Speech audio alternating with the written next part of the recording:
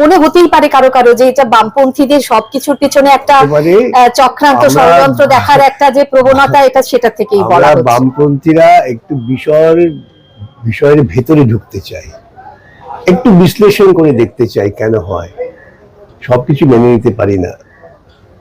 প্রশ্নহীন আনুগত্য বামপন্থার সঙ্গে খাপ খায় না।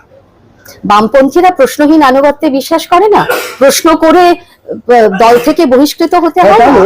আনুগত্যে বিশ্বাস করে না, সে তার প্রশ্ন করেছে, তার দল হয়নি, তার মানে তারা তো প্রশ্নকে পছন্দ করে না, এটাও তো ঠিক। সেটা অন্য কথা, যে তোমার প্রশ্নের সঙ্গে আমার জবাবের মিল হচ্ছে না, তুমি স্বাধীনভাবে বেরিয়ে গেলে, বা আমি মনে করি না তুমি থাকতে পারো, অন্য কথা। না, সেটা কেন হবে? প্রশ্ন করে থাকা যাবে না কেন? সেখানে আদর্শগত দ্বন্দ্ব, অন্য কিছু না। প্রশ্নহীন আনুগত্য হচ্ছে যে প্রশ্নই করব না, তিনি যাহা বলিয়াছেন ইহাই সর্বসত্য বলিয়া মাথা বাঁধিয়া গ্রহণ, মানে ঈশ্বরের স্থানে বসানো আর কি। ঈশ্বরকে তো প্রশ্ন করা যায় না। এবং একদল বামপন্থার মধ্যে প্রশ্ন আনুগত্য আছে, আমি আপনার সঙ্গে সহমত, কিন্তু তারা বামপন্থার পক্ষে খুব আদর্শ স্থানীয় নয়, তারা বামপন্থার আদর্শের পক্ষে পরিপন্থী। প্রশ্ন করাটা খুব জরুরি, প্রশ্ন করাটা অত্যন্ত প্রয়োজন গতি আনবার জন্য।